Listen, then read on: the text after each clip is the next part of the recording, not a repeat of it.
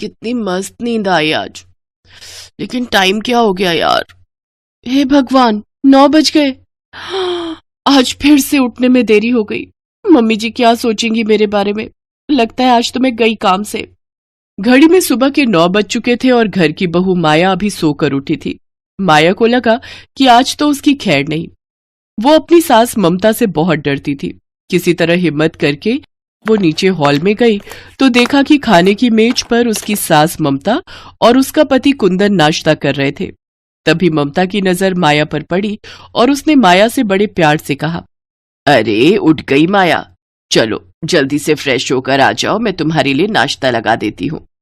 माया को लगा कि उसकी सास उस पर तंज कस रही है। वो जल्दी से वहां से चली गई और सोचने लगी कि क्या वाकई उसकी सास इतनी अच्छी है या फिर अब उसकी शामत आने वाली थी। दरअसल माया और कुंदन की शादी को अभी 1 हफ्ता ही हुआ था, पर लाख कोशिशों के बाद भी माया की आंख कभी समय पर नहीं खुल पाती थी। हालांकि ममता ने कभी इस बात को लेकर उससे कुछ नहीं कहा, लेकिन आज माया को बहुत डर लग रहा था कि कहीं कुंदन के जाने के बाद उसकी सास उसकी क्लास न ले ले। कुछ देर बाद माया फिर से नीचे आई तो देखा कि खाने की मेज पर उसकी सास ममता ने उसके लिए वाकई नाश्ता लगा रखा था। आ जाओ माया, नाश्ता कर लो। सॉरी मम्मी जी, वो पता ही नहीं चला और सुबह के 9 बज गए। अरे तो क्या हो गया, अभी तो मैं जवान हूं। देखो मैंने सारा काम कर दिया है, पर जब मैं बूढ़ी हो जाऊंगी ना तो फिर ये सारा काम तुम्हें ही करना होगा, ठीक है। ममता मुस्कुराकर किचन में चली गई और वहां माया नाश्ता करते करते सोचने लगी कि उसकी किस्मत क्या वाकई इतनी अच्छी है जो उसे इतनी बढ़िया सास मिली है। नाश्ता करने के बाद दोनों सास बहू टीवी देखने लगी। तभी स्क्रीन पर मौजूद न्यूज एंकर ने बताया, कल रात सोनपारा के बैंक में डकैती की कोशिश हुई। डकैतों ने एक बच्चे को बंधक बनाकर बैंक खाली कराने की कोशिश की, लेकिन वो नाकाम रहे। कुछ लोगों का कहना है कि वहां अचानक कोई उड़ता हुआ आया और न सिर्फ उस बच्चे को बचाया बल्कि उन डकैतों को भी बांध दिया और फिर वो शख्स उड़ गया। अब वो डकैत पुलिस की हिरासत में है। किसी को नहीं पता कि वो कौन था जिसने ये सब किया। क्या ये न्यूज वाले भी ना टीआरपी के लिए कुछ भी दिखाते हैं? नहीं मम्मी जी, इसमें कुछ तो सच्चाई होगी ना, तभी तो ये लोग। अरे बहू रानी, कभी कोई आदमी भी उड़ता है क्या?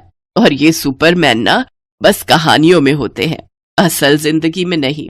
माया ममता की बातें सुनती रही। वो अपनी सास को समझने की कोशिश कर रही थी क्योंकि अब तो उसे जिंदगी भर ममता के साथ ही रहना था। ये सोचते सोचते माया किचन में गई तो उसने देखा कि पूरा किचन शीशे की तरह चमक रहा था।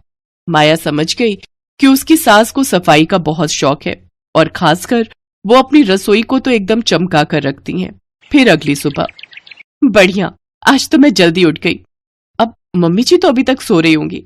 अच्छा मौका है, आज मैं सारा काम खुद करूंगी और जब वो उठ जाएंगी तो कितनी खुश हो जाएंगी। ये सोचकर जैसे ही माया किचन में गई तो उसकी आंखें फटी की फटी रह गई। उसने देखा कि ममता एक कोने में चुपचाप खड़ी है और अपनी उंगली से कुछ इशारे कर रही है और उसके इशारों पर किचन का सारा काम अपने आप ही हो रहा है। ये सब देखकर माया के माथे से पसीना छूटने लगा और ठीक उसी वक्त माया को ऐसा लगा जैसे कोई उसे पुकार रहा हो। माया, माया, उठो, कितनी देर हो गई?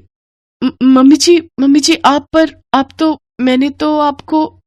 क्या बोल रही हो? कोई सपना देख लिया क्या? अरे हाँ मम्मी जी, बड़ा खतरनाक सपना देखा था। शुक्र है भगवान का कि वो सब सपना था, मैं तो डर ही गई थी। माया नहा धोकर बाजार से सामान लेने गई तो उसने मोहल्ले की औरतों को बातें करते सुना। उसे पता चला कि उसकी सास को पड़ोस की औरतें ज्यादा पसंद नहीं करती थी क्योंकि ममता उनसे कभी बात नहीं करती थी। ये सब सोचते सोचते माया बाजार की तरफ बढ़ चली। तभी कहीं से कुछ शोर सुनाई दिया। क्या हुआ यहाँ?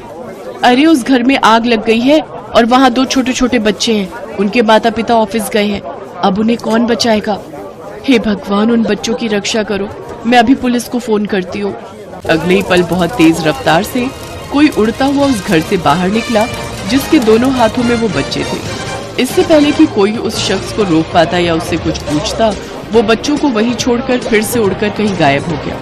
मगर माया ने उस शख्स का हाथ देख लिया था और शायद वो जान चुकी थी कि असल में वो फरिश्ता कौन था।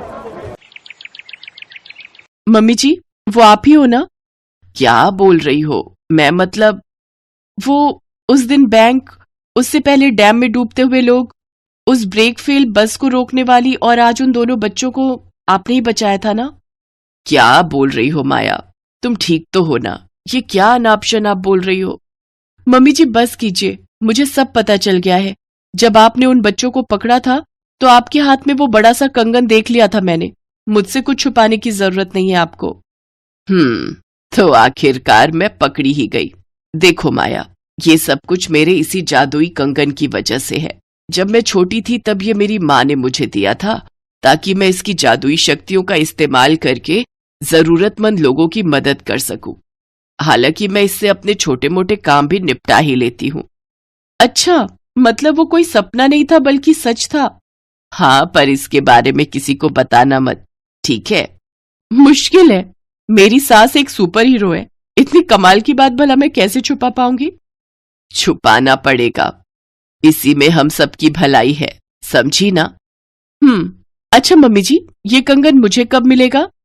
जब मैं बूढ़ी हो जाऊंगी तब ये कंगन तुम्हारा होगा और इस घर के साथ साथ पूरे शहर की जिम्मेदारी भी तुम्हारे ही कंधे पर होगी, ठीक है ना?